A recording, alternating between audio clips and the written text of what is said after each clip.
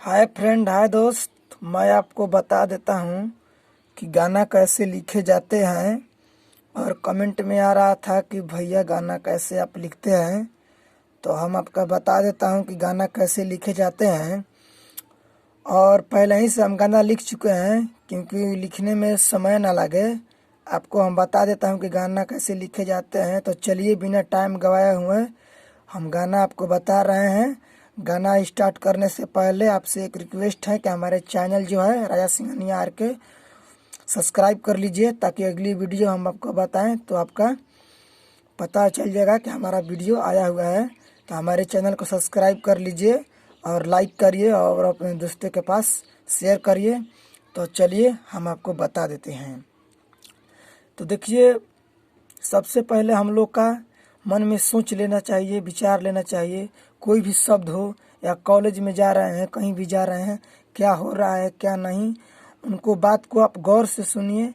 उसके बाद में दिमाग में रख के, और उस रखने के बाद में उसके बाद में आप कापी कलम लेकर बैठिए और उस पर दिमाग लगाकर आप लिखिए।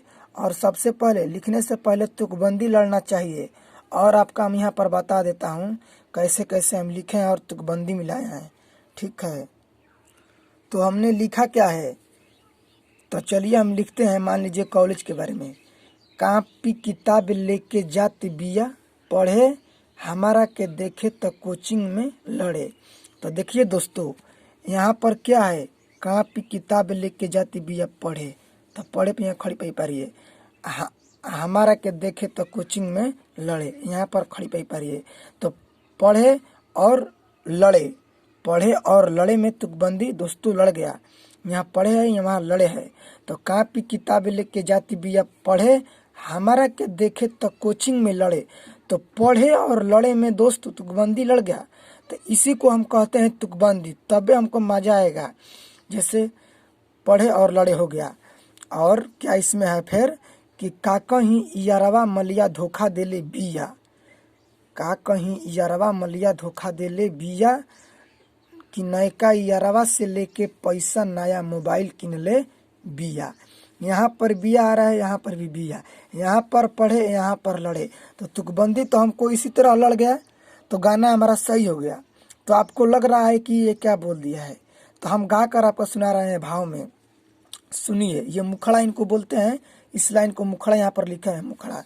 तो मुखड़ा देखिए, यहाँ पर मुखड़ा, ये अंतरा है। तो मुखड़ा हम गा देते हैं अपना भाषा में। आप ध्यान से देखिए कॉपी पर। कहाँ पे किताब लेके जाती बिया पढ़े, हमारा के देखे तो कोचिंग में लहड़े। कि अरे कहाँ पे किताब लेके जाती बिया पढ़े, हमारा के देखे तो कोचिंग में लहड़े। का कहीं अरवा मोलिया धोखा देले बिया, का कहीं अरवा मोलिया धोखा देले बिया, कि नयका यारवा से लेके पैसा नया मोबाइल किन ले बिया, कि नयका यारवा से लेके पैसा नया मोबाइल किन ले बिया। तो मुखड़ा क्या अंतरा सुनिए। तो दोस्तों, मुखड़ा हम गा दिए कि नयका यारवा से लेके पैसा नया मोबाइल किन ले बिया। अंतर मुखड़ा हो गया। अब अंतरा में हम क्या लिखे हैं, कहाला पकहतिया तोके पिटवाई में, आपना हम भाई से जेल भेजवाई में। मतलब पिटवाई, जेल भेजवाई में तुकबंदी लड़ गया। देखिए, पिटवाई भेजवाई में तुकबंदी लड़ गया। तो ये गाना हमारा सही हो गया अंतरा। आ देले रही सिकड़ी जवन ओकरा के किन के, फेंक देले बिया उन्हें हमारा से छीन के। किन के आ छीन के तुकबंदी दोस्त लड़ गया। तो ये गाना हमारा बिल्कुल सही है। आ कोइल धइल पनु उहो पानी फेरले बिया, कि नयका यारवा से लेके पैसा नया मोबाइल किनले बिया। यहाँ पर बिया हम लड़ा दिए, आखिर हम यहाँ से उठा कर लाए पिटवाइम भेजवाइम, लास्ट में हम बिया गिरा दिए। यहाँ पर भी बिया हो गया। तो हमारा गाना सही हो गया। तो अंतरा हम गाकर बता देते हैं कि काहला पको होतिया तोहके पिटवाई में, आया पना हम भाई से जेल भेजवाई। इसको 2 बार गाना है कि का हलप कहतिया तोहके पिटवाई में अपन हम भाई से जेल भेजवाई में। दिल रोह सिकड़ी जवन ओकरा के कियन के फेंक दिल बियाऊ हमारा से छीन के।